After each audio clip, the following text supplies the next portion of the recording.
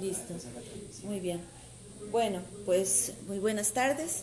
Estamos aquí con José Pablo Castillo y como les habíamos prometido, vamos a comenzar con la transmisión de la charla, eh, con la transmisión de la charla Plantas útiles para atraer aves en Costa Rica. Entonces, bueno, primero que nada quisiera presentarles a ustedes a José Pablo Castillo. Él es un naturalista, amante de las aves y pues ha estado trabajando mucho en este tema de las plantas para atraer a las aves. Y bueno, quisiera entonces que él comience con su presentación y ojalá que sea de interés para ustedes. Así me lo pongo. Sí. Bueno, buenas tardes a todos y a todas. Ahí cualquier cosita en los comentarios, si no me están escuchando bien, si necesitan ver mejor las imágenes, por favor ahí ir poniéndolo y uno eventualmente puede ir haciendo los movimientos. Tal vez, José Pablo, Ajá. se podría prender la luz, La porque luz. usted no se Ok. ve más como una sombra y vamos a ver cómo nos va. ¿Se ve bien la imagen? Pues no se ve tan mal, pero si usted quiere salir, sería bueno, porque si no sale una sombra nada más, Ok. como usted prefiera. Bueno, no, más bien yo creo que lo más importante es como que vean acá, ¿verdad? De acuerdo, Como que quede entonces esto. si quieres apaga la luz. Y puedo apagar la luz, sí. Muy bien. Sí, como para que vayan viendo las imágenes que son importantes. Entonces, bueno, una vez más, es un gusto poder estar compartiendo una charla más aquí con la Asociación Mitológica. Hoy una edición especial, ¿verdad? Por todo este caso del coronavirus. Les recomendamos de una vez seguir todas las recomendaciones, ¿verdad? Esta es justamente tratando de seguir las recomendaciones de la universidad y de las autoridades. Entonces, la charla que les vengo a compartir hoy se llama Plantas útiles para atraer aves en Costa Rica, un tema que vengo trabajando ya desde hace algunos años por medio de mi blog personal, por medio ya de publicaciones con la Asociación Mitológica, en redes sociales, y que ha, ¿cómo se llama?, atraído el interés de muchísimas personas. Entonces, la vez anterior, la charla anterior fue enfocado en especies del Valle Central, ¿verdad? Ahora lo traté de adaptar a una cuestión más general, ¿verdad? Para que diferentes personas de lados de Costa Rica puedan empezar con sus proyectos en sus jardines, parques, etc. Entonces, voy a cruzarme por aquí. Como a nivel de introducción, ¿verdad? Este es un mapa que a mí o una imagen que me llama mucho la atención, ¿verdad? Que bueno, explica un poquito bien, ¿verdad?, la cobertura forestal de Costa Rica desde los años 40 hasta el 2010, que es cuando se hizo esta imagen, y se ve, ¿verdad?, la reducción que hubo de un 75% aproximadamente de cobertura forestal hasta en finales de los 80 un 21%, y luego allá más o menos al 2010, ¿verdad?, gracias a todos los esfuerzos de conservación, ya sea de instituciones privadas y públicas, ¿verdad?, más o menos se tiene que un 52% actualmente del país se encuentra con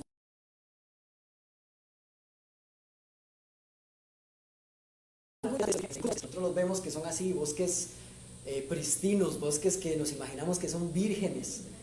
No lo son bosques secundarios, algunos ya muy antiguos, los que han ido por ejemplo a Tortuguero, todos esos canales lindísimos de Tortuguero, el canal principal por ejemplo no es natural, ¿verdad? Fue ensanchado, todo eso había sido controlado por diferentes empresas madereras, ¿verdad? Y ese es el caso de muchísimos lugares en el país.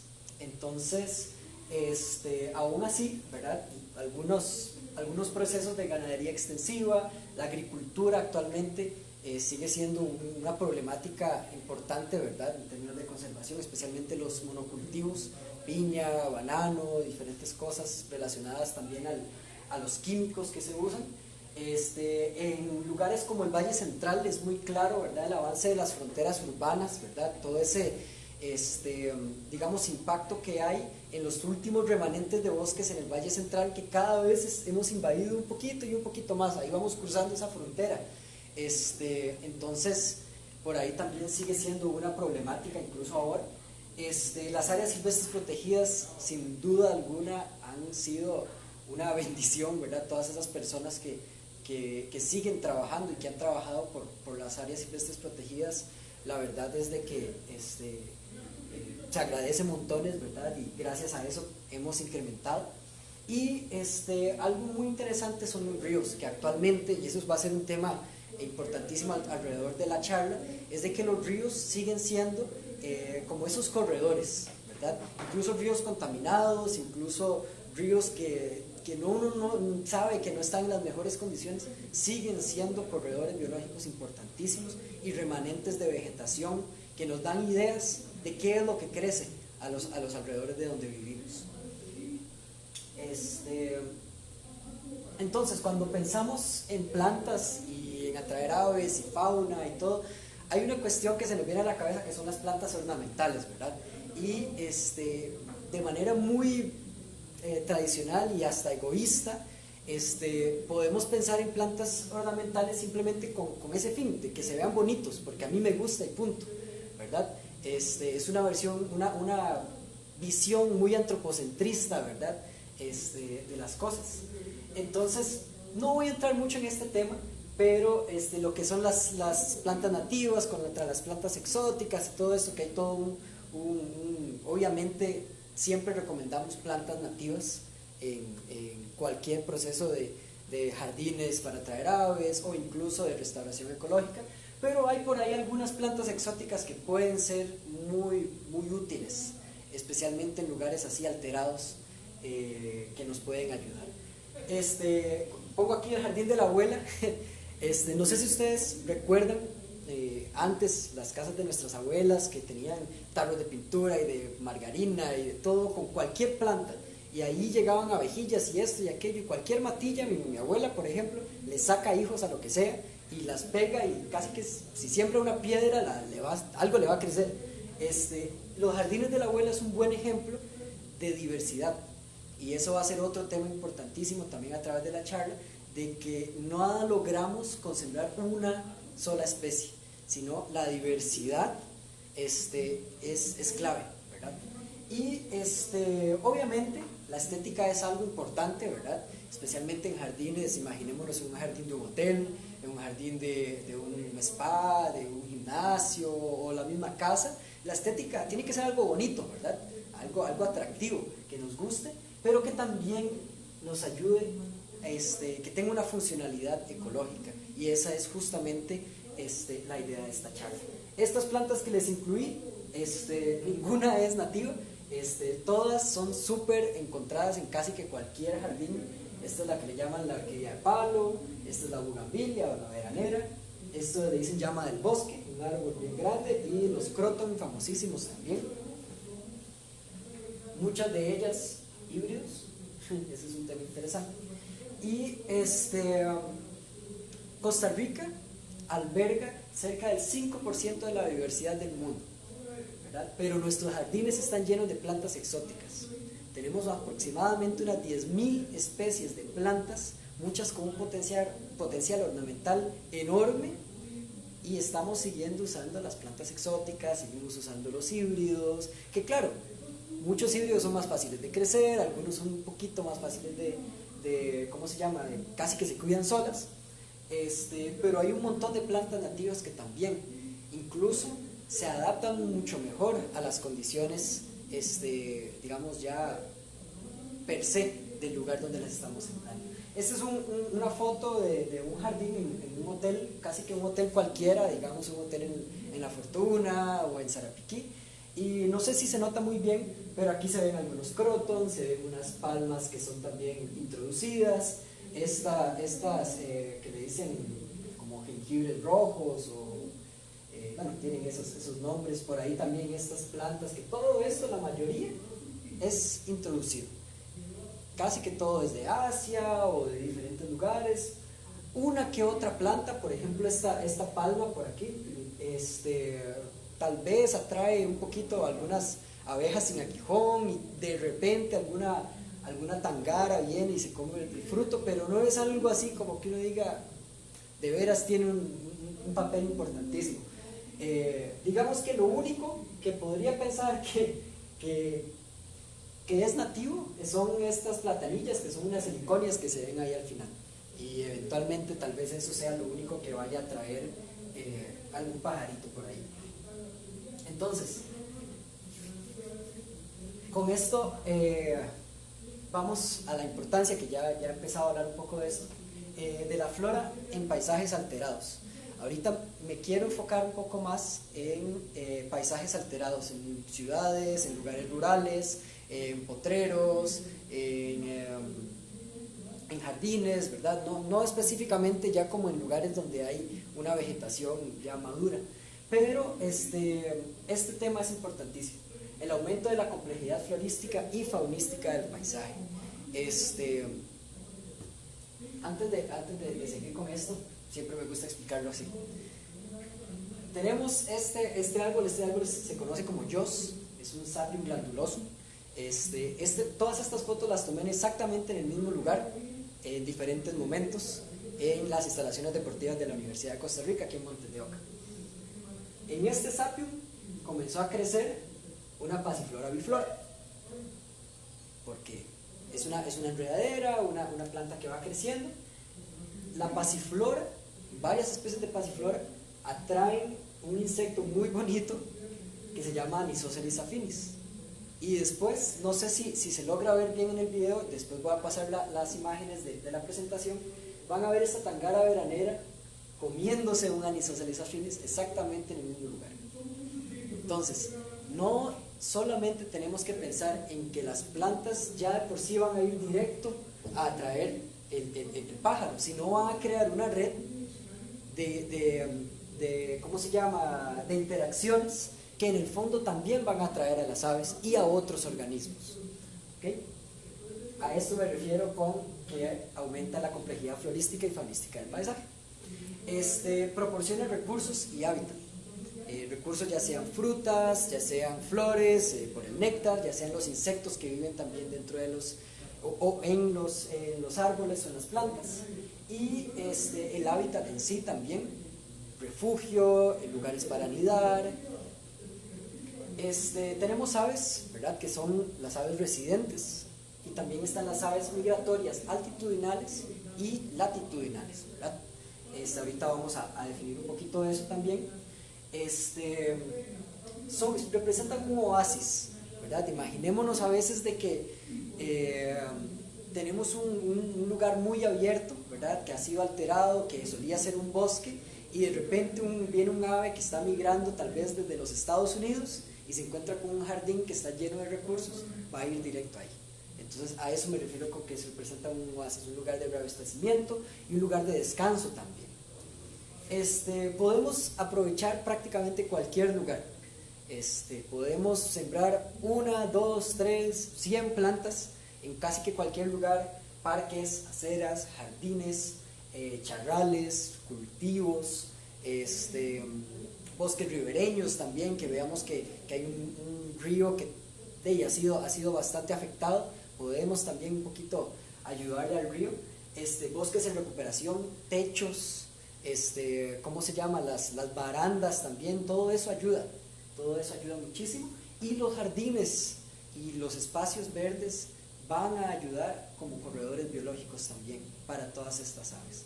Muchas de las aves se pueden mover grandes distancias, digamos, relativamente fácil, otras no tanto, pero a las que sí pueden, por lo menos les va a ayudar un poquito. Entonces ahora comentábamos de estas dos reinitas. Estas dos reinitas las tomé aquí esta la tomé en Cartago y esta la tomé en Cedros de Montes de Oca. Ambas reinitas son migratorias, vienen desde Norteamérica. Y digamos, son consideradas especies raras en el país, son bastante escasas, digamos, como encontrarlas. Esta es una, ¿cómo se llama?, una cetofaga tigrina, y esta es una cetofaga striata. Esta es un poquito más rara que la otra. Y vean lo interesante, las dos las encontré en parques. Mentira, esta la encontré en un parqueo, este es un parqueo en Cartago Centro, básicamente con 3 higuerones, y de ahí no salía, ha llegado varios años. Y esta cetofaga striata llegó a un parque donde estaban podando unas jacarandas que se llena de bichos, Y ahí estuvo bastantes días comiendo los insectos que estaban en las jacarandas. Esta foto, literalmente, ustedes ven que está cortada, ¿verdad? Porque es justamente una rama que habían podado del árbol, pero subía, bajaba, me pasaba por los pies, estaba bastante mansita, entonces dio chance. Ambos en lugares urbanos muy alterados. Me llamaba la atención, estaba con Oscar Ramírez para esta foto, y él tomaba la cantidad de decibeles, ¿verdad?, de ruido que había alrededor, y eran buses pasando, era un montón de ruido, pero por lo menos esos arbolitos ahí, ella se sentía bien, digamos, se sentía por lo menos abastecida. Y hablando un poquito de las aves, tenemos por ejemplo estas tres aves. Estas son las dos especies de Melosona del país, Melosona leucotis, cabanisi, y este es un Catharus abrantirostris. Estas tres especies tienen una distribución en el país relativamente pequeña, especialmente estos dos melosones básicamente se reducen a las áreas del Valle Central y un poquito hacia el oeste y hacia el este, ¿verdad? Estas más o menos llegan hacia Monteverde, todo San Ramón, y se van hacia el este un poquito más hacia Turrialba, y casi que paremos de contar. Investigaciones ya han determinado que taxonómicamente esta es una especie que es endémica para el país, o sea, básicamente no la vamos a encontrar en ningún lugar del mundo. Esta todavía se considera la misma especie con las que están más al norte de Centroamérica, pero eventualmente también puede haber algún cambio por ahí. Estas especies no se mueven como una paloma. Imaginemos una paloma o unos pericos que pasan así rapidísimo encima de uno, y prácticamente pueden pasar de montaña a montaña en 2 toques. Estas generalmente están abajo, no son especies que se puedan mover muchísimo, ¿verdad? Entonces necesitan estos espacios relativamente grandes. Son especies, digamos, charaleras, pero uno nunca las va a encontrar así como haciendo sus vuelos muy largos, tratando de pasarse de un bosque a otro. Entonces la fragmentación de su hábitat es un problema enorme para estas especies. Luego tenemos especies que son migratorias altitudinales, como la Euphonia elegantísima y Procnias, el pájaro campana, que sí, ellas se van moviendo desde las partes altas a las partes más bajas, especialmente en dependencia de lo que comen, ¿verdad? La fenología, dependen de cuándo la planta tiene fruta, básicamente. Entonces, el Procnias depende muchísimo de aguacatillos, que ahora vamos a hablar de las lauráceas, y la Euphonia elegantísima depende mucho de los matapalos también. Come alguna que otra cosilla, pero especialmente le encantan los matapalos, que es una investigación que está haciendo Jorge Corrales y Ángel, que también ya ha sido presentada aquí en la asociación. Esta justamente es una foto que es tomada en un matapalo, que crece en varias especies ahí de árboles. Y tenemos las especies que ya son migratorias latitudinales, ¿verdad? Casi que todas son migratorias que vienen desde Norteamérica y pasan el invierno en Centro y Sudamérica, como, bueno, Pteros gálbula, el cacique veranero, y la famosa renita esta, la Cetophaga cerulia también, que es una renita muy amenazada, muy amenazada por pérdida de hábitat, que encuentra un sitio importantísimo de reabastecimiento en el país, en el Valle Central y en las partes del Caribe también, específicamente en la Reserva Las Brisas, que han hecho muchas investigaciones ahí. Esta pasa y se va básicamente, para por aquí un poquito y sigue directo hacia Sudamérica, hasta Colombia.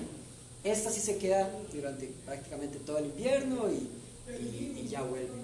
Entonces, imaginémonos que somos esas aves que vamos migrando de todas estas áreas para pasar aquí, y nuestros lugares donde somos muchas veces fieles para llegar, de un año para otro desaparecieron. Es como contar con que tenemos una gasolinera de aquí a unos 10 kilómetros, porque es lo que nos queda, poquito de gasolina, y la cerraron. Y luego la otra también la cerraron, y ahí va. Entonces, pero por otro lado también un lugar que estaba completamente abierto y carente de vegetación, eventualmente puede otra vez representar un oasis y un lugar de reabastecimiento para estas especies. Entonces, antes de empezar con las especies, que yo sé que casi todos están esperando eso, Esta es una cita de un artículo del 2013 de una universidad en los Estados Unidos, que no es un artículo, digamos, de ciencias naturales, más bien está más tirando hacia la parte de psicología. Es muy interesante porque dice que enverdecer podría ser considerado como una inversión barata, con altos beneficios, lo cual puede generar una influencia positiva en la salud mental de la población. Especialmente ahora los que vivimos en el Valle Central, cada vez vemos más gris, y el ruido y la polución y todas estas cuestiones generan un impacto a nivel psicológico, ¿verdad? Y las plantas, ver más verde en nuestras ciudades, definitivamente, por lo menos yo sé que para mí sí representa beneficios importantísimos en mi salud mental. Y esta es una foto muy bonita de uno de los parques que más me gusta en San José, que es el Parque Nacional, frente a la Biblioteca Nacional. Tiene árboles interesantísimos, obviamente tiene varias que son también introducidas, pero tiene otras especies muy, muy interesantes. Y llegan especies de aves también muy buenas. Algunas consideraciones importantes antes de empezar con nuestros jardines o nuestros proyectos de plantas para atraer aves. La ubicación geográfica es primordial. Dónde estamos ubicados nos va a decir qué podemos sembrar, qué no podemos sembrar. La altitud, la precipitación, si quieren hilar más fino, incluso el tipo de suelo, ¿verdad? De ahí un poquito más, pero por lo menos con la ubicación geográfica, la altitud y la precipitación ya nos vamos a dar una idea qué podemos tener por ahí. Seamos observadores, ¿qué crece a nuestro alrededor? Generalmente todos vamos a encontrar algún bosquecito, algún río, algo que nos va a dar, mira, que esto crece por aquí, esto se da por aquí, esto se da por allá.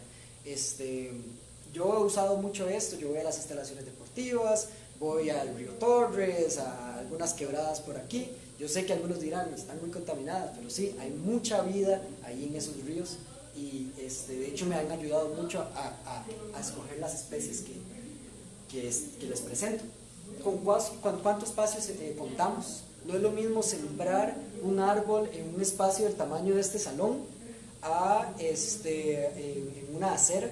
Los que han visto, por ejemplo, en Barrio Edén, ahí por el boliche Edén, hay unos árboles grandísimos de lorito, lindísimos. Siempre llegan varias renitas y cosas ahí a comer, pero las raíces son raíces superficiales y se llevaron la acera. Eventualmente yo no sé qué van a hacer la municipalidad, pero es una problemática y eso es todo una cuestión de diseño, ¿verdad? Pensar un poquito en con cuántos espacios contamos. Bueno, ya hablé un poquito de la diversidad. El agua es primordial, ¿verdad? Hay algunas especies que dependen más o menos de estar siendo regadas. Y también podemos proveer también de agua a algunas de las aves, tener fuentes, eso también ayuda muchísimo. La paciencia y el cuidado es importantísimo, no vamos a tener resultados rápidos. Llevan su tiempito, lleva su tiempo, especialmente cuando estamos hablando de árboles. Tenemos que esperar un poquito a que crezcan, a que empiecen a tirar flores y frutos.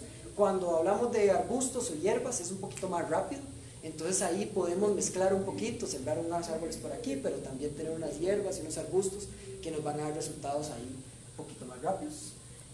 Tomen nota, observemos qué está pasando, ¿verdad? Eso es muy importante.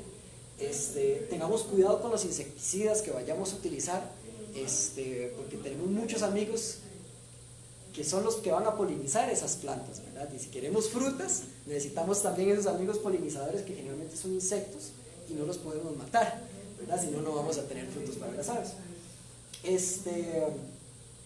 Y bueno, los recursos disponibles que queramos proveer a las aves, ya sean flores, néctar, ya sean frutos, ya sean los insectos que viven en los árboles ahí. Entonces pensemos un poquito qué queremos atraer y ahí podemos también escoger las plantas. Y algo importantísimo, mascotas. Si tienen mascotas, gatos, perros, son cazadores excelentes. Entonces sepamos, ¿verdad?, de que si vamos a atraer aves, no podemos dejar ahí a los bichillos a la libre, porque se van a terminar, va a ser como una trampa, más bien van a atraer a los bichillos y se los van a comer, ¿no? Entonces también les dejo eso por ahí, seamos responsables con nuestras mascotas. Y ya hablamos de los amigos polinizadores, ¿verdad? De los que dependemos, y las aves también dependen. Muchas especies de plantas son polinizadas por mariposas, por abejas, ¿cómo se llama? Por cualquier cantidad, por avispas pequeñitas, por ejemplo los higos. Entonces, a veces pensamos de que todo lo podemos conseguir en un vivero. A veces eso es difícil, más bien muchos viveros trabajan muchas veces con plantas casi que meramente exóticas, ¿verdad? Es un proceso, pero hay muchos viveros pequeños, especialmente viveros comunales, que están empezando a trabajar ya a recolectar semillas, a sacar hijos y estudiar un poco las especies de la zona. Yo sé que hay un proyecto muy lindo, por ejemplo, en la OET, para los que son del Caribe, en la selva. Pueden comunicarse con los de la selva y ahí les pueden ayudar. También hay uno, por ejemplo, en Guanacaste, que se llama Los Amigos del Diriá. A ellos tienen un vivero pequeñito y están haciendo un trabajo excelente por allá. Están en Facebook y todo eso. Pero también nosotros podemos venir y reproducir por semillas y por estacas. Las semillas básicamente van a durar más tiempo, pero tienen la ventaja de que es un organismo prácticamente único. Genéticamente es mucho más interesante poder crecer y reproducir plantas con semillas que con estacas, que básicamente una estaca es como un clon de la planta a la que le sacamos la estaca.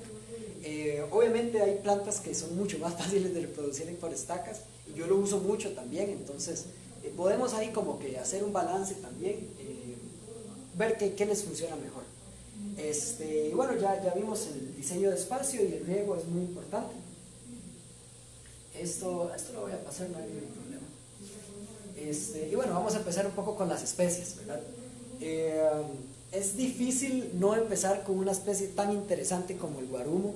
Creo que es una especie que todos conocemos, es muy fácil de identificar, crecen prácticamente en todos los hábitats de Costa Rica. Incluso los que somos pajareros, muchos damos, ¿cómo se llama?, indicaciones de dónde está un ave, del guarumo a tal lado, ¿verdad? Porque es un árbol muy, muy característico, es un árbol pionero, un árbol de esos que son de los primeros que van a crecer después de que un bosque ha sido cortado, o son de esos árboles que uno va a ver creciendo en casi que todo lado. Yo he visto guarumos creciendo entre endijas, en paredes. Por ejemplo, aquí en la UNED, aquí justamente donde estamos, había un guarumo creciendo en una endija así en una pared, y tratamos de rescatarlo ahí un día porque eventualmente ya después se iba a morir. Pero son árboles muy resistentes, muy, muy resistentes a condiciones adversas. En Costa Rica existen 5 especies, una que es solamente para la isla del Coco. Entonces, digamos, de nuestro lado continental tenemos 4 especies. Algo que no voy a entrar demasiado en detalle es como una especie en específico para cada lugar, porque si no sería una charla muy extensa, ¿verdad? Tratar de cubrir todo Costa Rica es difícil. Pero sí se los dejo como una introducción para que puedan eventualmente seguir investigando. Ahí me pueden escribir, y podemos hablar un poco también de bibliografía que nos puede ayudar a luego escoger cuál es la planta que nos sirve más, o cuál es la especie que nos sirve más para la región. Es un árbol de más o menos entre 4 y 20 metros de altura, y tiene diferentes recursos para las aves.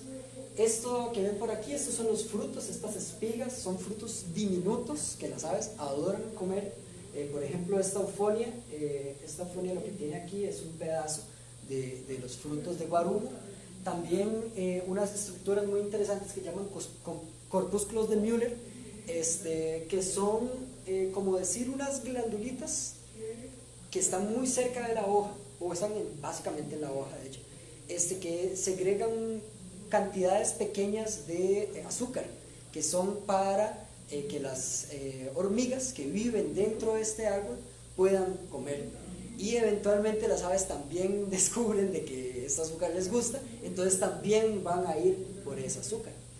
Estas hormigas del género azteca viven dentro del árbol, justamente del árbol de guarumo. Entonces si ven hormigas subiendo y bajando y saliendo y entrando del guarumo, no las maten, porque justamente son las que protegen el guarumo, ¿verdad? El guarumo atrae esto, les da hogar y ellas van a defenderlos contra herbívoros.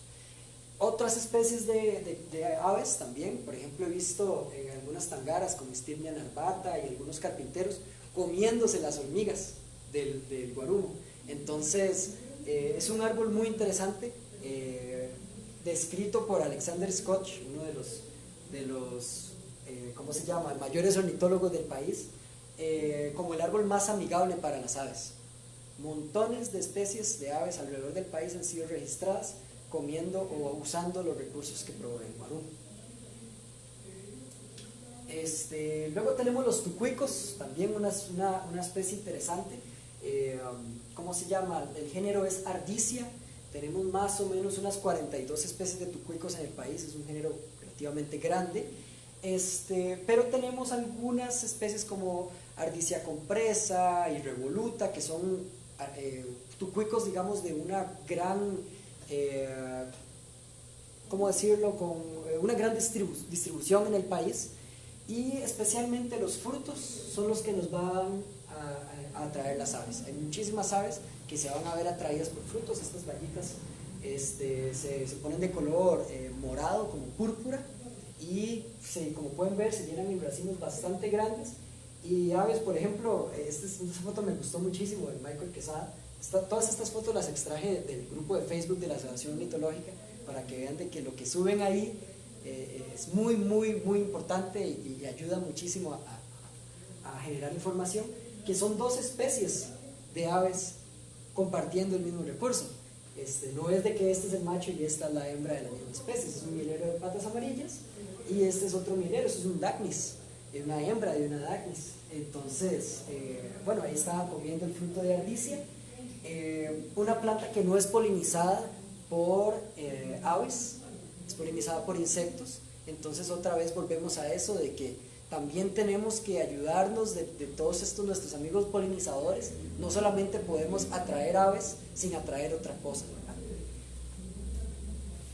el huitite también es una de las plantas famosas que casi que todo el mundo, así como lo primero cuando preguntan en Facebook, ¿cómo puedo atraer aves en mi jardín? Siempre huitite.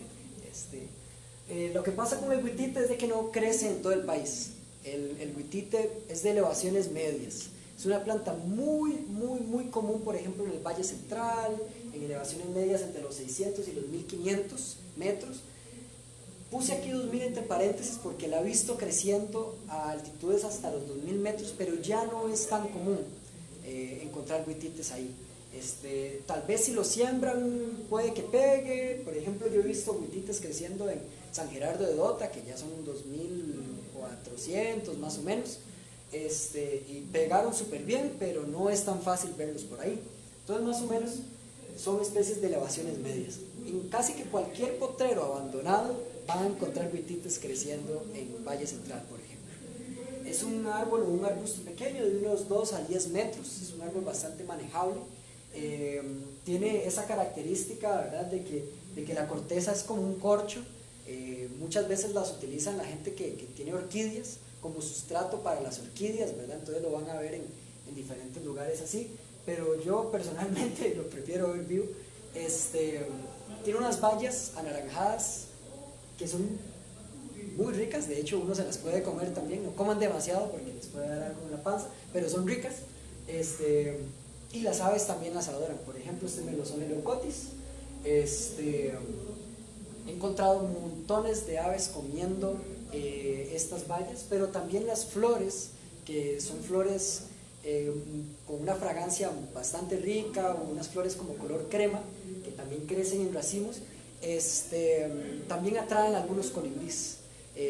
Por ejemplo, los del género Clorostimum, como los dos Clorostimum caniveti y Asindis, creo que es, del sur, les gusta mucho visitar las flores y eventualmente también las terminan polinizando, pero son polinizadas especialmente por insectos. Entonces el principal recurso del huitite va a ser las bayas, los frutos. Luego tenemos otras especies de altura, unas especies que a mí me encantan, Esto de hecho ya hay una ficha informativa ahí en la página de la Asociación Ornitológica, que son las fucsias, o lo que la gente llama también, le dicen madroncillo también, o tienen varios nombres por ahí, pero digamos que el nombre que a mí me gusta es fucsia, porque corresponde también al género, entonces es más fácil acordarse de los dos. Hay 5 especies en Costa Rica de fucsias, 2 de ellas son las más... bueno, hay una especialmente que es muy muy común en elevaciones entre los 2.500 incluso hasta los 3.500 metros, o sea, tienen un amplio rango, ¿verdad? Pero especialmente son especies de altura, que es fucsia paniculata. Como pueden ver aquí tienen el recurso, es tanto los frutos como las flores. Son arbustos pequeños, de 1 a 5 metros de altura, bastante fáciles de reproducir también. Por ejemplo, los que han ido a toda la zona de San Gerardo de Ota y el Paraíso de Quetzal y toda esa zona, en los jardines, en casas, en hoteles, hay mucha fucsia paniculata, y si lo encuentran con frutos, casi que quédense ahí porque van a ver muchas aves llegando ahí a comer. Por ejemplo, a mí me gusta mucho ¿cómo se llama? Le dicen mozotillo de montaña, llegando a comer el fruto de fucsia, pero también llegan, por ejemplo, tangaras, como la tangara dowi, que es una especie muy bonita de las alturas, cualquier cantidad de aves.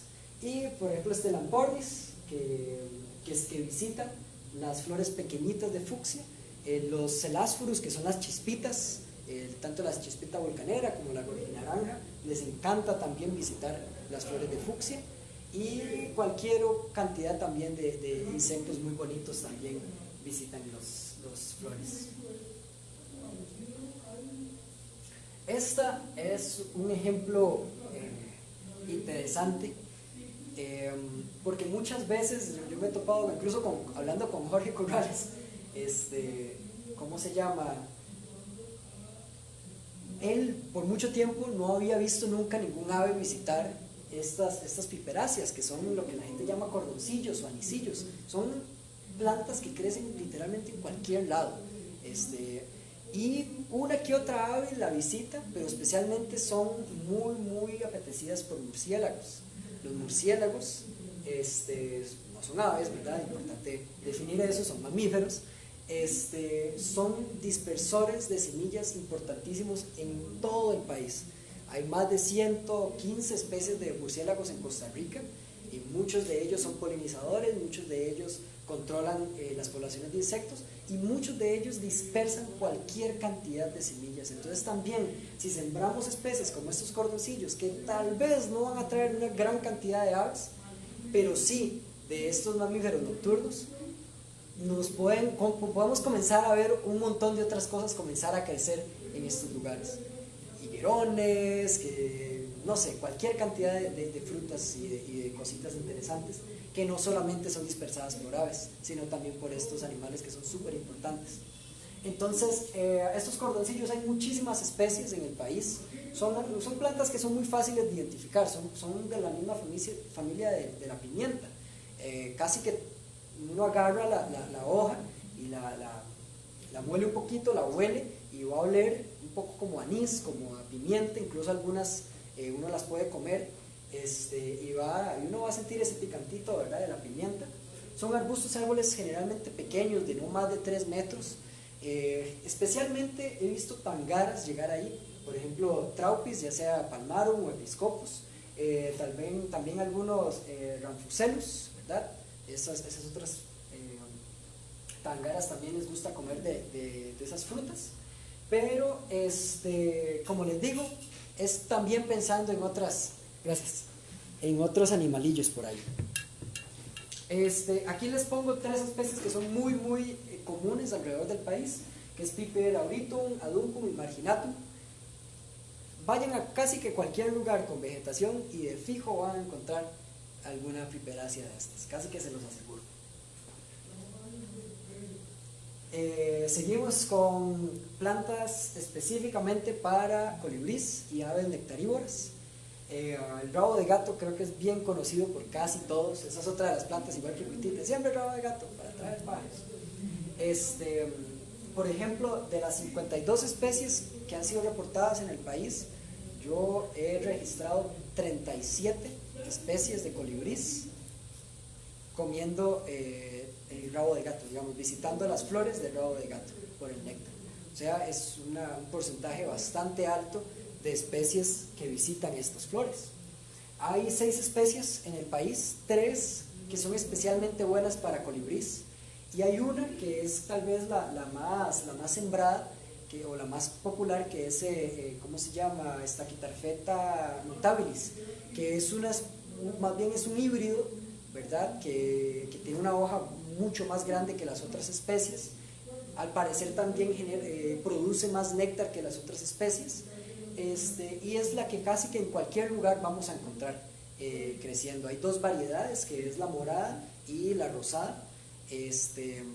La morada generalmente, bueno, se dice que atrae un poco mejor a los colibríes. Yo no estoy tan convencido de eso, pero bueno, ahí es una cuestión de gustos, ¿verdad? Está la morada y está la rosada, que es 2 diferentes variedades de esa mutables. Tiene una muy amplia distribución, la he visto creciendo incluso a más de 2000 metros, pero ya crecería muy lento. Ya habría que chinearla muchísimo más. A menos de 2000 metros casi que crece sola, a punta de estacas, que es la forma más fácil de crecer. Uno viene, siembra una estaca, importante, sepan cuál es la parte de arriba y cuál es la parte de abajo de la estaca para que no le den vuelta y después si no les crece, es porque la sembraron al revés. Eso es un dato importante, ¿verdad? Marquen cuál es la parte de arriba de la estaca y así la siembran bien. Bueno, sí, el recurso básicamente son las flores. No solamente para colibríes, pero una que otra reinita también, que algunas les gusta el néctar, también van a visitar. También, no sé, los banana quid, todos esos bichillos que son nectarívoros, también van a llegar por ahí. Y alguno que otro diglosa, que son los pinchaflores, también llegan a robar néctar de la base de estas flores. Luego tenemos una planta que generalmente no se incluye mucho en los listados de especies para atraer aves, que es el cardo. Es una especie también de altura, esta es una especie casi que de pura altura. Hay 2 especies en el país del género Cirsium, este es Cirsium mexicano. Parece como esas, vamos a ver, es una asterácea, es como de la familia del diente de león. Los que han visto el diente de león, ese diente de león es como, no sé, una fibra súper suave, parece como una lanita, ¿verdad? Que también estas flores van a producir esa fibra tan suave que muchísimas especies, no muchísimas, pero varias especies van a utilizar como recurso para anidar. Por ejemplo, algunos colibríes los he visto agarrando estas fibras. Esta es la flor, todavía no tiene esa fibra, pero la agarra y la lleva directamente al nido. Entonces también da un recurso importante para anidación.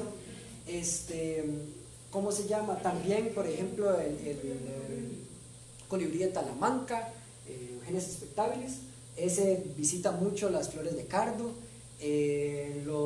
Ambos especies de mosotillo, ya sea el mosotillo de charral y el mosotillo de montaña, los espinos, también les gusta mucho llegar a comer las semillas de esta especie. Y es una hierba que es un término que a mí no me gusta usar, pero para todo el mundo entiende, es mala hierba, básicamente va a crecer en todo lado. Casi mejor no usemos ese término de mala hierba, usemos, no sé, buena hierba más bien, porque ayudan muchísimo a las aves y a las especies en general. Este grupo de plantas las incluí porque también son muy comunes alrededor del país, que son las ortigas. Hay 9 especies en el país. Tengan mucho cuidado con las ortigas porque, como el nombre sugiere, ortigan y ortigan fuerte. Varias veces he pasado la mano así por una hoja, especialmente una hoja de ortiga, y queda, bueno, vos sabes, ¿cómo se llama? Sí, ortiga bastante fuerte. Al ratito ya se le pasa, ¿verdad? No es como que te quemas ni nada, ¿verdad? Es una ortigada, no se va a morir uno. Pero, especialmente si quieren sacar, no sé, esquejes o estacas de una ortiga, tengan cuidado, ¿verdad? Porque hay que saber manipularlas. pero eventualmente son también aves que las aves la dispersan fácilmente, entonces empiezan a crecer en bosques secundarios, en el jardín, eventualmente le puede empezar a crecer una ortiga por ahí, entonces uno la puede dejar y bueno, las aves no se ortigan, entonces simplemente ellas llegan y se comen los frutitos pequeñitos que tienen, ¿cómo se llama? Estas plantas. Son arbustos generalmente o árboles pequeños de no más de 5 metros. Como les digo, tiene una amplia distribución, básicamente desde el nivel del mar hasta los 2.600 metros, casi que todo el país, en ambas vertientes. Entonces podemos encontrar muchas ortigas muy interesantes por ahí. Por ejemplo, incluso yo he visto una vez en mi vida, pero lo he visto, un quetzal bajando a comer una obrera de estas, unas ortigas. Posiblemente, no sé, quería un snack diferente a lo que normalmente come, pero bueno, fue vacilón ver un quetzal bajando a comer una obrera de esas. Luego tenemos lo que la gente llama el guacamayo o Boconia frutescens, es también una planta que vamos a encontrar mucho en bosques ribereños, es muy fácil de identificar porque tiene esta forma de la hoja y estos, digamos, ramazones grandotes de frutos con una sola semilla que se abren en dos y liberan parcialmente la semilla y las aves se comen el arilo, que es como esa partecita carnosa que está cubriendo la semilla, es de color como anaranjadita, como roja. Eso es lo que se van a comer las aves, no especialmente la semilla. Nada más un detallito, especialmente para la gente que es del Caribe, cuando vean esta hoja no la confundan con la hoja de fruta de pan, ¿verdad? Que es una especie completamente diferente, una especie introducida. ¿Cómo se llama? Pero bueno, es un papagayo, un guacamayo, perdón, o una bucón. Es un árbol pequeño o mediano o arbusto de 2 a 7 metros de altura, no crece demasiado, tiene una amplia distribución, básicamente podemos encontrarla de los 100 metros hasta los 3.200 metros a nivel del mar, todo el país. Generalmente empieza a ser más común desde los 700 metros, pero también hay reportes a bajura, digamos, entonces si se encuentran una por ahí, ustedes viven muy cerca al nivel del mar y quieren sembrar un guacamayo, también posiblemente les va a pegar, pero naturalmente las vamos a encontrar un poquito más a esa elevación. Y bueno, como les decía, ¿verdad? Los frutos con una semilla y un arilito rojo que es lo que las aves van a comer. Luego tenemos las damas. Hay gente que le llama flor de dama o dama, una de las especies de árboles que le da un nombre o que nombra un lugar muy conocido aquí en San José, que le dicen el Paseo de las Damas o de los Damas, que es ahí cerca del ¿cómo se llama? Del Parque Morazán, entre el Parque Morazán y el Parque España, todo eso le llaman el Paseo de las Damas. Y si ven ahí, ahora hay mucho uruca, pero también había muchísimas damas. Y entonces por ahí es un dato curioso. En el país tenemos 6 especies de damas, género Citarexilum. El más conocido alrededor del país es Citarexilum donelsmithii, que es casi que el que vamos a encontrar en casi que toda la literatura, así como de plantas para atraer aves. Pero hay otros también, Citarexilum macradenium, también que es un poquito más de altura. Hay algunos damas también que van a darse en el Pacífico y en el Caribe a nivel del mar, por ejemplo en Tortuguero hay una especie, yo he encontrado una especie muy bonita de dama hace 2 semanas, no, como 3 semanas, estaba en fruto, ahí justamente ¿cómo se llama? En la pista de aterrizaje de Tortuguero, atrásito de ese edificio lindísimo que hay ahí, hay un árbol de dama con fruta ahorita. Tiene unas flores pequeñitas, blancuzcas, que son polinizadas por insectos, que eventualmente puede llegar alguna chispita, especialmente en las alturas, a curiosear a ver qué hay en esas cosas. Pero generalmente lo que vamos a encontrar son insectos polinizando las flores, y eso lo que nos deja de recurso, básicamente son los frutos para las aves. Esta es una paloma collareja, una paloma lindísima que es más que todo de altura, comiéndose un fruto maduro de dama. Eso es Citarexilum macradenium, ese es el de altura.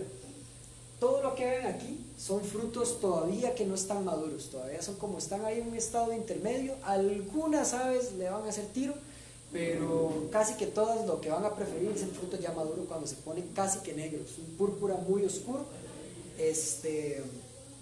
Y bueno, este es el caso de esa paloma que tiene, fue muy interesante porque es un recorte de un video, no es una foto, un video que tomé, y la palomilla estaba así como que viendo para abajo, así como escogiendo, ¿verdad?, entre todo ese montón de frutas. Bueno, esa es la que me gusta, la agarra y comienza a comérsela. Entonces sí tienen esa preferencia por los frutos bien maduritos.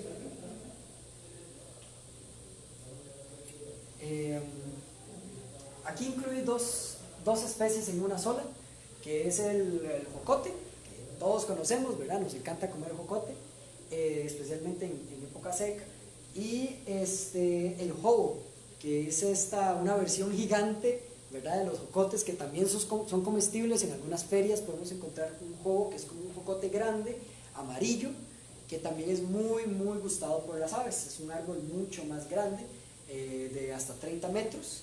El jocote que todos conocemos es un árbol de hasta más o menos unos 15 metros, un árbol relativamente mediano. Ambas tienen una distribución relativamente similar, desde el nivel del mar hasta los 1200 metros sobre el nivel del mar. El jocote generalmente lo relacionamos más como al bosque seco, a esos bosques de Pacífico, ¿verdad?, al Valle Central también, pero prácticamente podemos tener jocotes en casi que toda esta zona del Pacífico y el Valle Central. Lo que es jobo crece en ambas vertientes. Por ejemplo, hay un jobo que siempre recuerdo, que es el que está en el Parque Nacional Cahuita. Cuando se llena de jocotes, usted ve así todo el camino, ¿verdad?, cuando uno va entrando al parque, lleno de los jobos, ¿verdad? Uno se los puede comer y todo, pero lo más interesante es ver la cantidad de aves que llegan a comerlo, especialmente en las lapas les encanta, ya sea la lapa roja o la lapa verde en el Caribe. Les gusta comer mucho el jobo. Aquí en esta foto no es muy clara, pero aquí están los frutos, crecen así una gran cantidad de frutos. Todavía estaban inmaduros, ¿verdad? No se ven amarillos, pero ahí esa lapa lo que estaba comiéndose era uno de esos.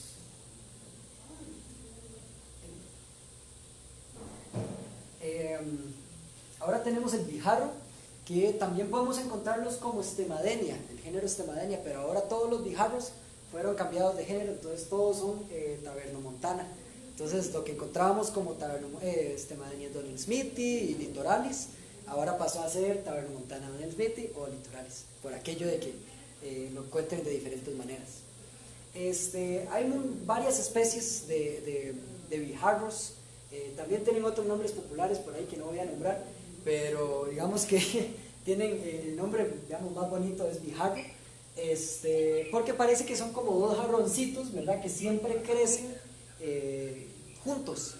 Generalmente uno no lo va a ver así como uno solito, sino más bien los va a ver como dos jarrones creciendo juntos. Y el recurso para las aves es otra vez el arilo. Si ven bien esta foto, tal vez no se nota tanto, adentro lo que tiene es como una coberturita roja, muy rojita, que es lo que cubre otra vez ¿cómo se llama?, las semillas. Entonces un montón de especies de aves, incluyendo este carpintero, ¿verdad?, creo que esta foto fue en Carara, llegan a comer especialmente los arilos del bijarro. Tienen una flor muy bonita, que es una flor así como en espiral, ¿verdad?, una flor muy muy linda, que es de hecho característica de esta familia de plantas, que es una familia que se llama Apocynaceae, que casi que todas estas Apocynaceae tienen una flor así muy característica. Tienen una amplia distribución, especialmente son bien comunes en bajura, pero también llegan ahí como a elevaciones medias fácilmente. La especie tabernomontana donelsmithii está más relacionada a bajura, es lo que vamos a encontrar, por ejemplo, en lugares como Carara y en lugares así, casi que a nivel del mar, y un poquito más altura, por ejemplo en Valle Central, ya más elevación, vamos a encontrar una que se llama litoralis, que también es muy común, pero hay muchas especies de bijarros también que van a encontrar por ahí. ¿Cómo vamos? ¿Todo bien?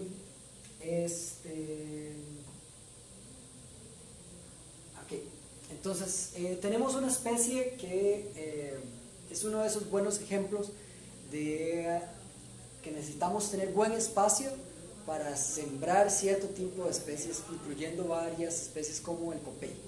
El copey y el higuerón son característicos porque tienen muchas especies, no todas, tienen esas raíces, ¿verdad?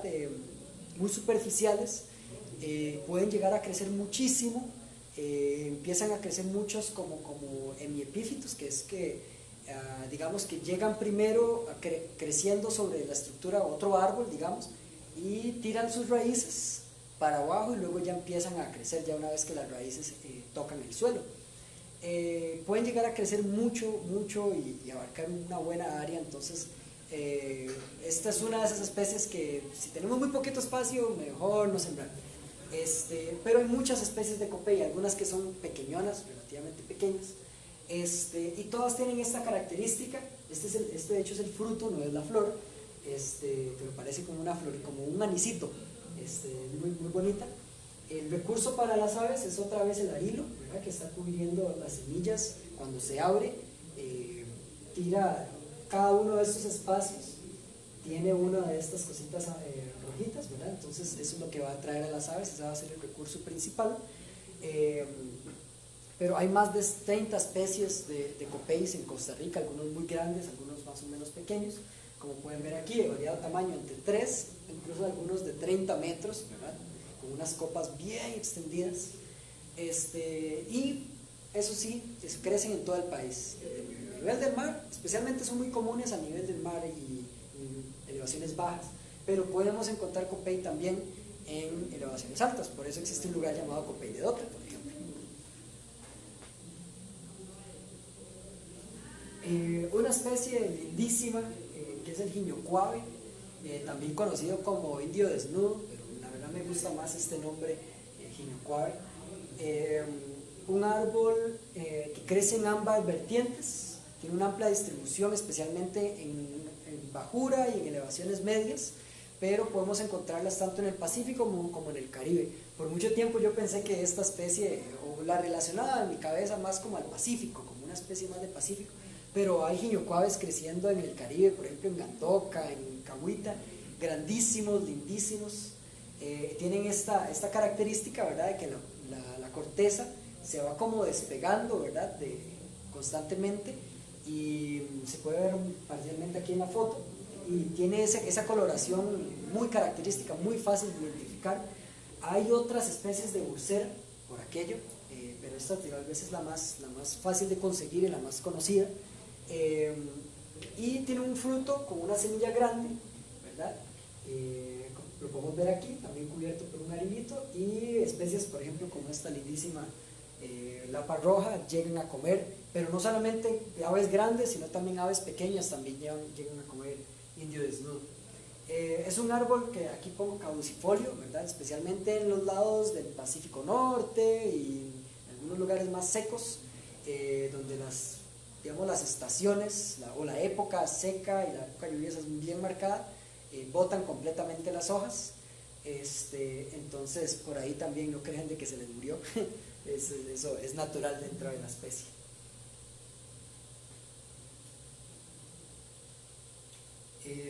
Ahora tenemos el taiguá, hay varias especies de croton, pero hay dos especies que son muy comunes, especialmente una que se llama croton draco, que es lo que muchas de las personas que hacen medicina natural usan para problemas de agrura, incluso para blanquear los dientes. Usan la leche, la savia, ¿verdad?, del croton, que es rojiza. Ustedes agarran un pedacito de hoja y van a ver que la savia es rojiza. Y ¿cómo se llama? Es un árbol pequeño, puede crecer a máximo unos 15 metros, generalmente no crece más que eso, una distribución también muy amplia, y tiene estos frutos verduzcos que se abren también y exponen las semillas, y son muy gustados por aves, por ejemplo, como estos ¿cómo se llama? Pericos rentirrojos, ¿verdad? Que son muy comunes aquí en todo San José y en prácticamente todo el país también. Pero también, por ejemplo, los croton que crecen no sé, en la zona de San Gerardo, en toda la parte alta de la cordillera de Talamanca, también van a llegar, ¿cómo se llama? Los Pirura hoffmanni, que son lindísimos, una especie endémica que también van a comer croton. Especialmente yo he visto citácidos llegando a comer esta especie. O sea, citácidos incluyen a lo que son todos los pericos, loras y todos estos pajaritos. El árbol de Joss, esta foto la tomé la tomó Oscar Ramírez en las instalaciones deportivas de la Universidad de Costa Rica, en uno de los reportes más interesantes hace unos años, que fue este video Artilocus, o el video bigotón, que se puede ver aquí más o menos una lineecita así bien marcadita, una especie rarísima en el país con reportes muy escasos, y fue encontrada básicamente aquí en medio de la ciudad. Y algo muy interesante es de que no se movía mucho a otras especies que no fueran Joss. Eso fue algo muy curioso. Muchos videos tienen mucha preferencia por los Josses. Comen especialmente los insectos que viven ahí, membráceos y un montón de insectos que chupan savia del Joss. Pero este me llamó la atención, que básicamente lo vi en una línea de árboles de Joss, y a veces se movía a unos poró gigantes también, y luego ahí iban como yendo y viniendo. Entonces eso también, como observadores de aves, es algo interesante, que si conocemos el hábitat, si conocemos las preferencias de las aves que estamos buscando, se nos va a hacer más fácil encontrarlas. Si sabemos la dieta, dónde vive, cuál es su hábitat, eso nos va a ayudar un poquito también como observadores de aves. Prácticamente yo fui como 3 o 4 veces y no me salía de ahí, porque yo sabía que iba a volver, que iba a llegar, y ahí llegó todos los días. Entonces es una foto ahí que bastante memorable. Hay 6 especies de Joss en Costa Rica, otro que le da un nombre a un lugar que aquí cerquita, los Josses, género Sapium. Son árboles que pueden llegar a crecer bastante en ciertos lugares, hasta 30 metros, pero generalmente podemos controlar mucho lo que es el crecimiento de algunos árboles como a partir de podas y todo, podemos mantenerlos a un tamaño manejable. También podemos encontrarlos desde la parte baja hasta los 2600 metros, y tienen unos arilos lindísimos, también rojos. Cuando esto se abre, esto todavía no está maduro, también se abre, y se ven como pelotitas rojas también que están cubriendo las semillas. Eso es el recurso principal para las aves, pero como les digo, muchísimas insectívoras llegan a comer los bichos que viven ahí. A los bichos les encanta el Joss, y a las aves les gustan los bichos. Y también, ahora que les presenté la Eufonia elegantísima, también hay algunas especies de matapalo, algunas santaláceas que les gusta mucho crecer en los Josses. Y con el matapalo vienen clorofonias y eufonias y algunas otras especies muy buenas. Uruca, el fruto se parece mucho, por eso los puse cerca, porque cuando se abren, digamos que se parecen un poquito. Por ejemplo, tucancillo esmeralda, lo que estaba llegando también es a comer el fruto. Estas plantas no proveen, digamos, las flores no son para atraer aves, prácticamente son los frutos y los bichillos que viven ahí. La uruca, aparte de ser un lugar donde se llena de carros, es una especie muy conocida y sembrada ampliamente en casi que todo el país. Muy fácil de crecer, muy fácil de manejar. Las flores son bastante bonitas también, se llenan de insectos lindísimos, y a las aves les encanta también. Mosqueros, tucanes, tangaras, mieleros, cualquier cantidad de aves también llegan a comer uruca. Dentro de este género Triquilia también hay otras, digamos, urucas que son relativamente fáciles de encontrar, pero esta uruca Triquilia javanensis es la más común, digamos, la uruca legítima. El higuerón es no sé, uno de los árboles, mis árboles favoritos posiblemente. Son árboles que no me quiero extender demasiado porque hay demasiado que hablar de esto, pero ¿cómo se llama? Son lo que conocemos como los higos. Nunca vamos a ver un higuerón, digamos, con flor, o sea, no vamos a ver un higuerón con una flor así bien bonita, ¿verdad? El higo ya de por sí es flor y fruto, digamos, en realidad. Son polinizadas por unas avispitas chiquiticas que tienen una relación mutualista con estas avispitas. Ellas se van a reproducir dentro del higo, que en realidad técnicamente se llama cicono. ¿Cómo se llama? Y hay un montón de flores adentro creciendo dentro del higo, y ahí es donde van a polinizar el higuito por dentro. Entonces cuando ya se ponen así como bien rojitas, digamos que ya tienen semilla, ya está el fruto en sí. Pero nunca le van a encontrar ustedes una flor a un higuerón por aquello. Una enorme cantidad de pájaros llegan a comer higuerón. Basta con sentarse a simplemente en una salida de campo a ver un higo con frutos y van a ver cualquier cantidad de pájaros, incluyendo especies súper lindas como esta cotinga amabilis, esta cotinga linda. Esa foto es de Gilberto de la Cruz en Turrialba, en Granadero de Turrialba. Cuando fuimos a fotografiar esta especie, a buscar esta especie, habían cualquier cantidad de animales también llegando, incluso eso fue, no mentira, sí, en otro lugar de Turrialba, Gilberto me mostró una foto que llegó un tolomuco también a comer, que al final se las voy a mostrar, a comer higuerón. Y de vez en cuando también vamos a ver un montón de golondrinas encima volando, cualquier cantidad de golondrinas volando sobre un higuerón, porque es cuando salen esas avispitas y vuelan. Entonces las golondrinas también es como un buffet, ahí es como comida facilita, entonces uno las ve ahí volando sobre los higuerones, y otros pajarillos también en el suelo comiéndose a los individuos que no vuelan, porque estas avispitas, digamos, un sexo vuela, el otro sexo no vuela. Podemos encontrar igual higuerones en todo el país, hay más o menos unas 45 especies en Costa Rica.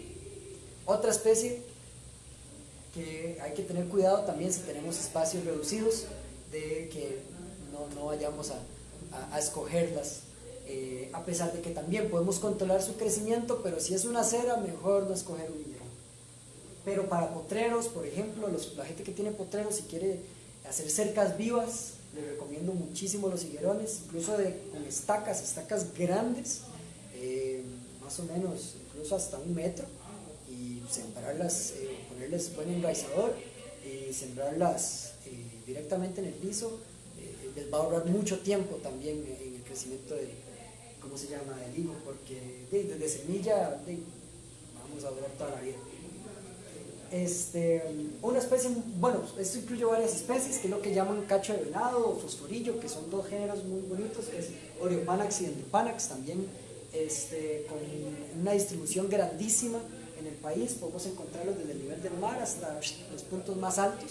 Especialmente son muy comunes o más abundantes en elevaciones bajas y medias.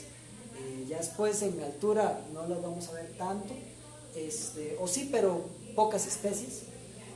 También son árboles o arbustos medianos a grandes, y tienen estos frutos, estas bayas, que suelen ser así oscuras también cuando se maduran, muchas semillas, y también son muy apetecidas por las aves, como ¿cómo se llama?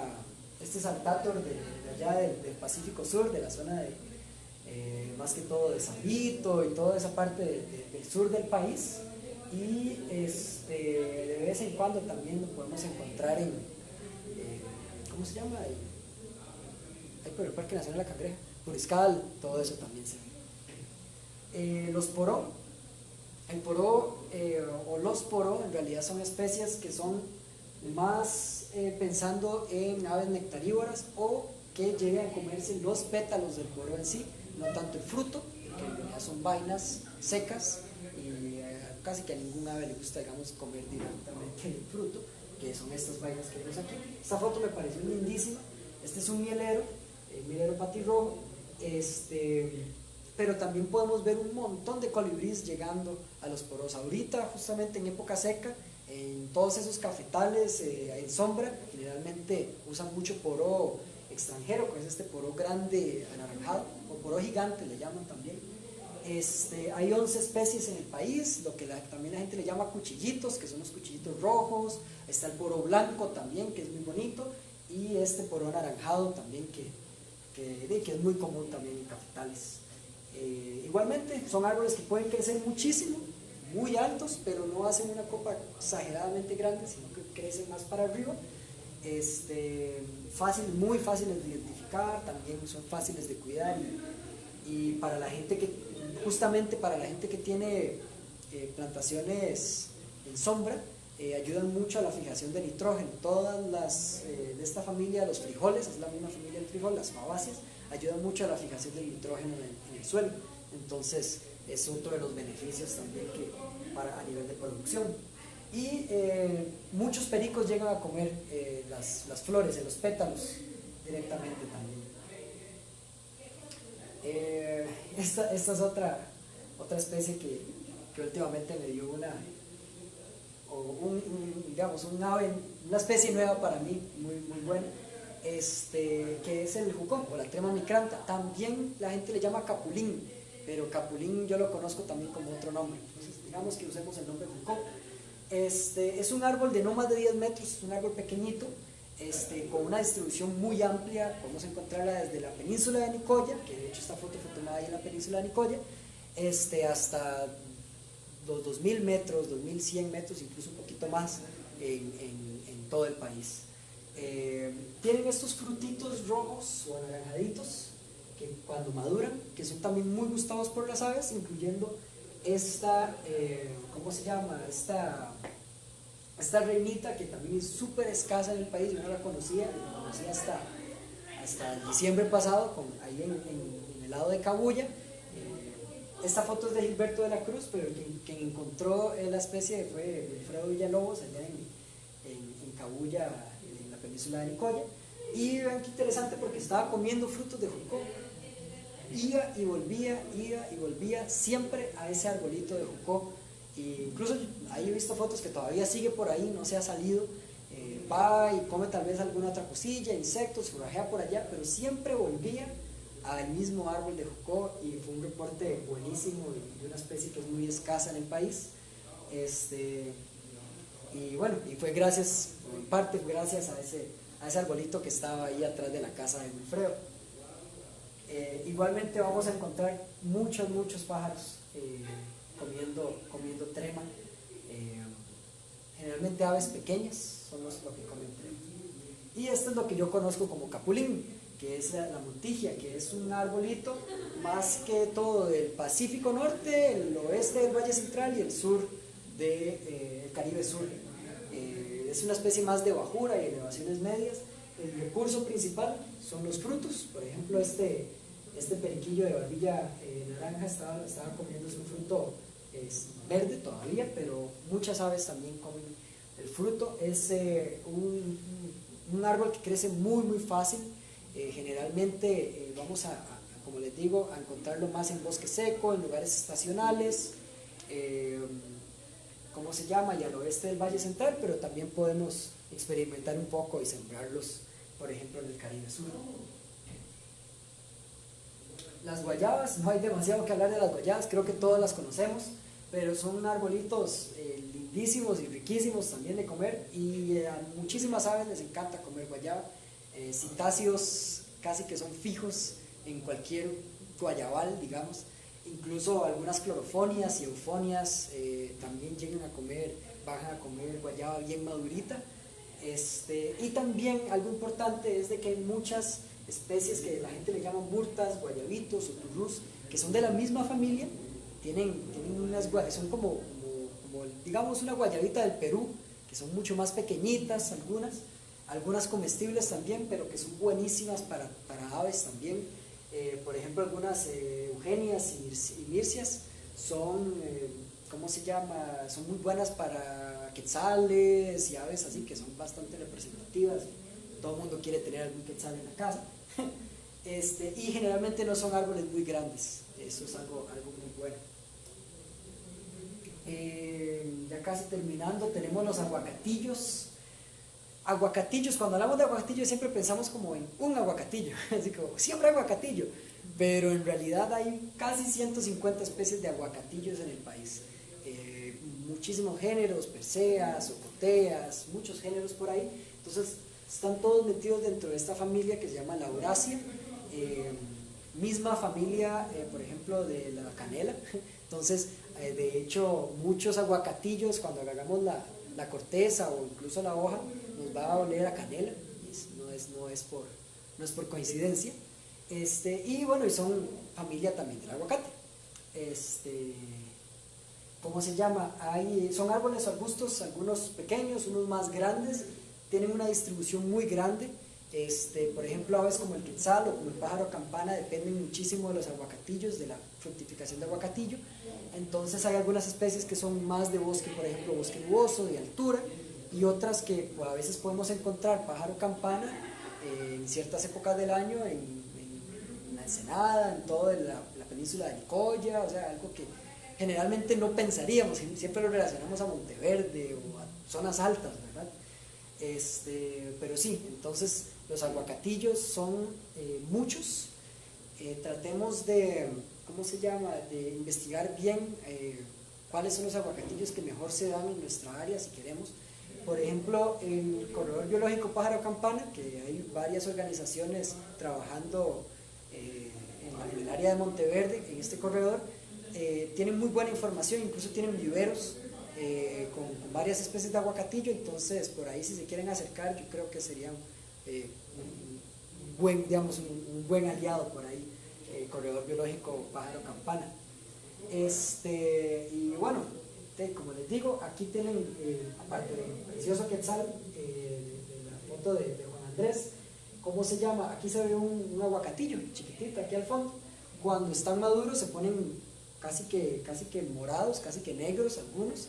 Estos son los aguacatillos que más van a preferir los quetzales, y tanto los quetzales como los pájaro campana lo que hacen es comerse el aguacatillo, lo guardan y luego lo regurgitan, ¿verdad? Porque generalmente son semillas grandes, no pasan por el tracto.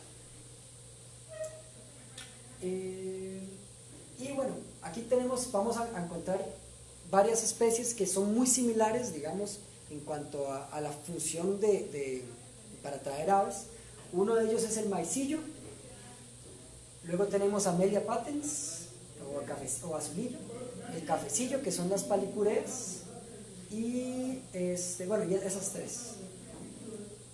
tres especies, digamos que cumplen una función similar. Tanto la flor como el fruto van a atraer aves, especialmente, por ejemplo, el maicillo, la rosalagunia, le gusta a los colibríes de piquito corto. No es una regla, pero generalmente los colibríes de pico corto les gustan mucho las flores pequeñitas del maicillo. Tangaras y otras aves les gusta comer los frutos de esta especie. Una especie que generalmente se relaciona a elevaciones medias y altas, ¿verdad? Pero hay también algunas otras especies de lo que se conoce como gonzalagunia. Amelia patens generalmente, o al azulillo, generalmente se va a sembrar buscando la flor, porque la flor es mucho más atractiva que los frutos. Yo no he visto tantas especies de aves comiendo los frutos de amelia. Sí llegan, pero no es así como un montón. Pero sí hay muchas especies de colibríes que llegan a comer la flor de amelia, y es una especie que va a estar en flor casi que todo el año, y es muy fácil de cuidar. Es digamos un arbusto pequeñito, no crece mucho, y también tiene una distribución súper amplia. Entonces, casi que para empezar, si quieren buscar una especie así como facilita y que traiga algo rápido, amelia es una muy buena opción.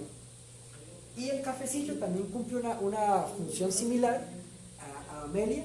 Hay varias especies de cafecillo, como les digo, hay unas 30 especies de palicurea, pero hay dos que son muy comunes. Padifolia es más que todo que es la que está en foto, es más de altura, pero está una que se llama guianensis, que es muy común en bajura. También entra un poquito a elevaciones medias, pero guianensis atrae también un montón de colibrís, y también los frutos atraen muchas aves. Justicia áurea es una especie facilita de encontrar en casi que todos los ríos y en lugares así como bien sombreaditos. ¿Cómo se llama? Es un arbusto relativamente pequeño, crece hasta los 6 metros, pero generalmente no crece tan grande. Sí es una especie más como de bosque húmedo, como le gusta, así como la parte más, un poquito más de sombra, no es tan así como de a pleno sol, y es específicamente buscando colibrís. Es una especie que le gusta mucho a los colibrís. Por ejemplo, esta alas de sable ¿cómo se llama? Esta foto de Ignacio Campos, si no me equivoco fue en el parque de Río Loro. En Río Loro son muy comunes las justicia áurea, y llega mucho colibrí a comer de esto. Y también tenemos esta especie que la gente le llama coralcillo rojo, coralito rojo, hay varios nombres, que también atrae mucho colibrí. Entonces es incluso la podemos encontrar, yo la he visto en viveros. Son fáciles también de agarrar unas estacas o hijitos, como llama la gente, y sembrarlos. Y también es una especie más atractiva para colibrís y aves nectarívoras. Por aquí les incluyo 2 especies que son similares, que son el género Racicea o Racicea spicata. Se parecen mucho, digamos, la forma de las flores. Y Afelandra también son fáciles de encontrar también en bosque seco y en muchos lugares del país. Entonces por ahí también les dejo estos nombres si son más de esas áreas. Y ya casi terminando, tenemos aquí la lantana. Este es el único colibrí migratorio del país, que es ¿cómo se llama? El Anquilocus colubris. Lantana, no es que me he peleado, pero digamos que hemos discutido con alguna gente, que la gente dice como, no, casi no atrae pájaros, es más que todo para mariposas. Estoy de acuerdo con eso, las mariposas les encanta lantana, pero muchos colibríes de pico corto llegan a comer lantanas también, y son facilísimas de pegar, y se llenan de flor casi que todo el año. Entonces no está de más tener unas lantanas por ahí, muy fáciles de tanto como ¿cómo se llama? De semilla o con estaca, muy fáciles de conseguir también en viveros. Y podemos hacer ¿cómo se llama? Estos caminitos así de lantanas. En vez de usar hortensias, por ejemplo, podemos usar lantanas, y vamos a tener un montón de animalitos lindísimos por ahí. Otra vez tienen una muy amplia distribución. Los frutos, de ahí vienen, mucha gente le llama cinco negritos también, porque son como frutitos que vienen así pegaditos en grupo, y cuando se maduran son casi negros, son como moraditos. Entonces también son consumidos por aves. Esta, no quiero hablar muchísimo, pero es una de esas familias lindas de plantas que tienen un potencial ornamental enorme, que son la misma familia de las violetas africanas que tenemos en casa. Esas violetitas que tienen ¿cómo se llama? Las hojitas como peluditas. Pero es la familia Gesneriaceae. Hay muchísimas Gesneriaceae en el país. Muchas son polinizadas por colibrís. También los frutos atraen aves también, y tienen un potencial ornamental enorme. Son muy fáciles de pegar también por medio de semilla o estaca. Entonces, si quieren ahí como experimentar un poco, les dejo también esta familia, que es muy buena. Y muchas también les van a llegar a crecer simplemente porque son epífitas algunas especies, y a veces simplemente cuando menos ¿cómo se llama? Lo esperen, van a tener alguna Gesneriaceae por ahí creciendo en algún árbol de ustedes, y atrayendo también algunas especies de aves. Y casi que para cerrar, tenemos una familia enorme que son las lenguas de vacas. Esta, por ejemplo, es Miconia longifolia. Lastimosamente, yo por lo menos no he encontrado la forma de reproducir lenguas de vaca con estacas, casi que es a pura semilla. Pero si logran ustedes tener muchas especies de lengua de vaca, con Ostegia jalapensis o miconias, géneros como Leandra, se les va a llenar de pájaros eso. Un montón de pájaros comen las bayas de las, ¿cómo se llama?, de las lenguas de vaca, y generalmente no son muy grandes, son arbolitos o arbustos pequeños, y podemos encontrarlo en prácticamente todo el país. aquí tenemos las bromelias, que también esa es otra de las familias que también me gusta incluir, porque algunas bromelias también atraen muchas aves y guardan mucha agua también dentro de sus hojas, que las aves utilizan para tomar agua. Algunas son epífitas, no son parásitas por aquello, no son plantas que van a matar su árbol, solamente crecen ahí, y otras crecen en el suelo. Entonces, ¿cómo se llama? Muchas especies de bromelia, por ejemplo este género Aegnia, esta especie se llama Aegnia mexicana, tiene frutos así, que son como estas bayitas que las aves sí se comen. Otras especies, las semillas son como el diente de león, o sea, son dispersadas por el viento, pero otra vez, algunos colibríes van a utilizar estos recursos para anidar también. Entonces, si quieren experimentar con bromelias, hay unas bromelias lindísimas que de fijo tienen que incluir. Las heliconias también, o las, ¿cómo se llama? Las calateas también se las recomiendo muchísimo. Los colibríes les encantan, y muchos aves como manaquines y otras aves también van a buscar los frutos de heliconias, y también podemos encontrarlo en todo el país. Sauco es una de esas especies que antes no incluía, pero también ha dado resultados muy buenos. La gente también lo conoce para hacer vino, los frutos, vino casero, pero también hay muchas aves que han llegado a comer frutos de sauco. Las flores son súper fragantes, tienen una fragancia riquísima, y atraen también mucho insecto lindísimo para los que les gustan las mariposas y, ¿cómo se llama?, y los escarabajos. Pero sí, por ejemplo, este Tilogonis, este capulinero colilargo, me encanta muy sauco en elevaciones altas, pero también hemos encontrado especies, por ejemplo, como el chat, el yellow breasted chat, que es una especie que uno generalmente no ve comiendo fruta, llegando a comer, ¿cómo se llama?, fruto. Y creo que esta es la última. Esta la incluyo como una de esas exóticas que son buenísimas. Es un árbol nativo de Australia, pero que siempre tiene flor, siempre va a tener flor en hisopo prácticamente todo el año, y es una flor que atrae muchísimos nectarívoros, incluyendo colibríes, hasta reinitas y, ¿cómo se llama?, montones de aves ahí van a llegar a comer, a libar el néctar de eso. Entonces, digamos que obviamente prefiramos todo lo que sea nativo, pero no es tan malo incluir por ahí algún hisopo por nuestros proyectos, porque nos puede dar sorpresas también. Y bueno, agradecimientos, ¿verdad?, obviamente a la Asociación Ornitológica por la invitación, la Escuela de Biología, que iba a ser en el otro lado, pero bueno, también a la Universidad Estatal a Distancia por darnos el espacio. A todas las personas que comparten las fotos en el grupo de Facebook de la Asociación Ornitológica, esas fotos son valiosísimas, especialmente todas estas fotos que tienen una interacción con alguna otra especie, ya sea una planta, un insecto, un ave. Todo eso nos ayuda a conocer más nuestra avifauna y protegerla. No podemos proteger algo que no conocemos.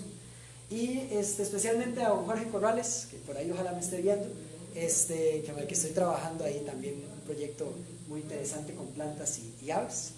Y por ahí también las referencias, que luego se las voy a, también esta presentación se las voy a pasar, algunas de las referencias que utilicé. Y el contacto, esta es la foto que les hablaba del Tolomuco, de don Humberto, y cualquier cosita, ahí estamos a la orden, y muchas gracias. Okay. Un aplauso, por favor. Bueno, muchísimas gracias, José Pablo. Yo creo que todos los que estamos aquí, que en realidad somos muy poquitas personas, como ustedes saben, fue una charla que tuvimos que hacerla cerrada al público, pero por dicha estoy segura que va a tener mucho alcance. Y básicamente, pues les invito, la gente que está en Facebook, que ha visto la charla, pueden poner sus preguntas o sus comentarios debajo de la charla, la vamos a estar compartiendo y vamos a intentar subirla también por YouTube. Entonces, muchísimas gracias, José Pablo, y bueno, a todos los que están ahí, pues gracias, y estaremos compartiendo la charla entonces después. Que pasen buenas noches todos. Gracias. Sí, me parezca el Tolomuco, yo me sentí identificado.